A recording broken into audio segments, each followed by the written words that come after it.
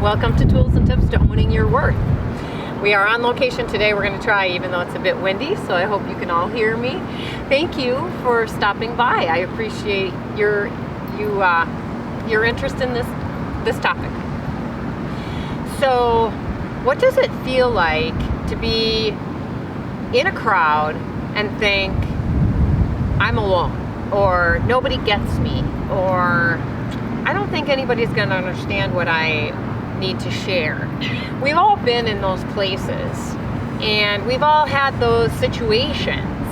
And what I'd like to do today is share some tips or tools to help us move past that I'm alone and I can't share what's really going on with me feeling. Many of us have learned how to read a room, right? Either energetically or the nonverbals that people present. And socially, in many cultures, we've been taught to make people feel comfortable, okay?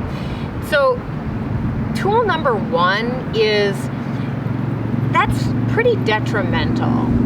So if you are compromising yourself or not being authentic or not being able to take care of yourself because you're trying to keep everybody else comfortable, it's time to rethink that.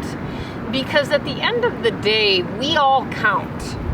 And we're responsible for ourselves, as I've stated many times on many of the episodes that you can watch in my feed. And so the first tool is, if you're thinking, oh, I probably shouldn't say that because it might make somebody uncomfortable, I would really encourage you to throw that out. Now, can you finesse what you want to say so that it sounds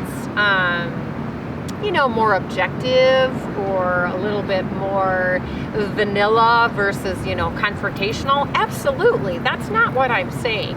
But I'm saying just check yourself. Are you compromising, withholding yourself just to make others comfortable? Please try not to do that.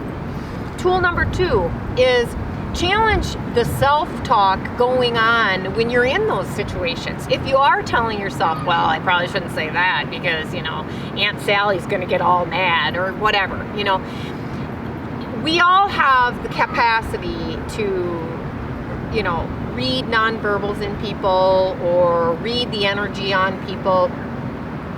But just because we're reading a certain nonverbal or a certain energy does not mean that we have to honor it, right? Like, what if we're like, ooh, maybe since the line of thinking or the line of conversation is going this way, this way, this way, and everybody is piling on and it's making me more and more uncomfortable, maybe it would be nice if I interjected what I feel in a healthy and mature way to kind of either steer the conversation back to the middle ground where I feel more comfortable, or to kind of, have that conversation die down and then I can jump in and add a different topic. There's nothing wrong with that. Absolutely nothing. So I'm not saying to dismiss what you're feeling. I'm saying, how about if we read those nonverbals or we feel that energy and we utilize it to reinforce what we need to do to take care of ourselves, rather than once again just appeasing every single person in the room besides ourselves. And the third tool that I'd like to suggest bringing up is to move beyond fear.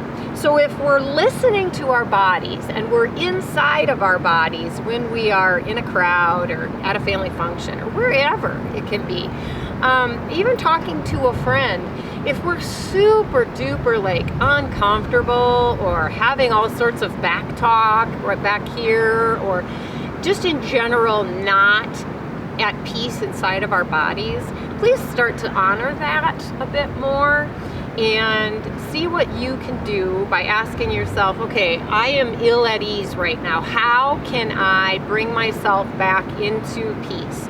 If you don't feel safe changing the topic, then maybe you excuse yourself from the room.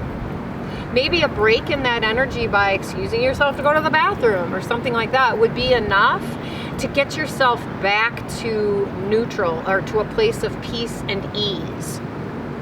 So again, the reason I wanted to bring this topic up is because here in the United States, we're about 6 weeks out from elections. And so, and if you watch the news, in every country on the planet right now, there is a lot of stuff going on that is going to garner not only opinions from your friends and family, but passions and emotions from your friends and family. So I felt it was very timely to bring this topic up because I am not at any point saying that it's not okay for everybody to have their own opinions. It totally is. But what I'm saying is, in terms of keeping ourselves healthy, we need to really look and honor how we feel, both here and here.